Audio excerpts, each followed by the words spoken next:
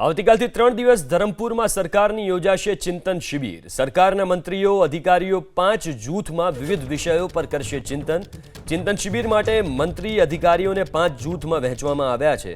મંત્રીઓ અધિકારીઓ માટે ચિંતન શિબિરમાં સાઉથ બાથ ચેર કાર્ડિયો જેવી સુવિધા છે। સીએમ 3 દિવસમાં અલગ અલગ જૂથ સાથે ભોજન ચા નાસ્તો કરશે।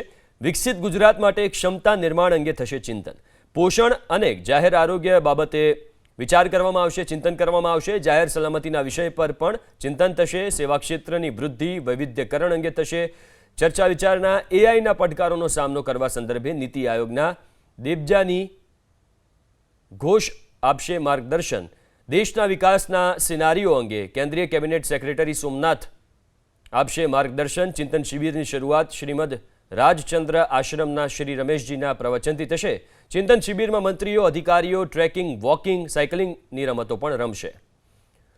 વધુ વિગતો સાથે સંવાદદાતા હિરેન રાજગુરુ ફોનલાઈન ઉપર જોડાયા છે। હિરેન, આ ચિંતન શિબિર જેમાં સીએમ 3 દિવસ અલગ અલગ જૂથ સાથે ભોજન પણ કરવાના છે, ચર્ચા વિચારણા કરવાના છે, શું વિગતો પ્રાપ્ત થઈ રહી છે?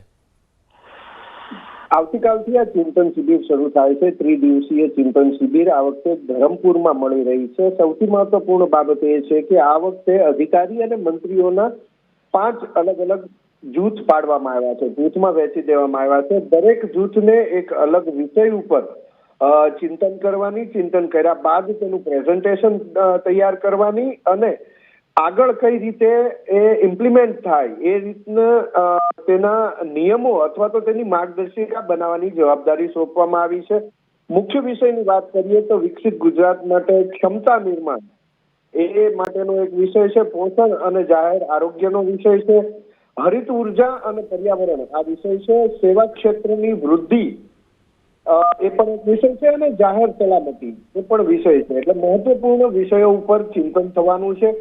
આ ચિંતન શિબિર દરમિયાન અધિકારી મંત્રીઓ એ હળવાશ અનુભવે, એક નવા જ પ્રકારની તેમનામાં ઉર્જા આવે એ માટે થઈ અને ત્યાં સાઉન્ડ બાથની વ્યવસ્થા પણ કરવામાં આવી છે, સાથે ચેર કાર્ડિયોની પણ વ્યવસ્થા કરવામાં આવી છે, જેનો લાભ તમામ લોકો લઈ શકશે। યોગ, વોકિંગ, સાયકલિંગ સહિતની વિવિધ રમતો છે, ટ્રેકિંગ છે, એ પણ ત્યાં 2 દિવસ આ તમામ લોકો કરી શકે એ માટેની વ્યવસ્થા કરવામાં આવી છે। મહત્વપૂર્ણ બાબત કે મુખ્યમંત્રી તમામ લોકો સાથે ભોજન કે ચા નાસ્તો કે ચર્ચા નહીં કરે, પરંતુ જે પ્રમાણે અલગ અલગ જૂથ વેચવામાં આવ્યા છે, અલગ અલગ સમયે એ જૂથ સાથે રહી અને મુખ્યમંત્રી ચર્ચા કરશે।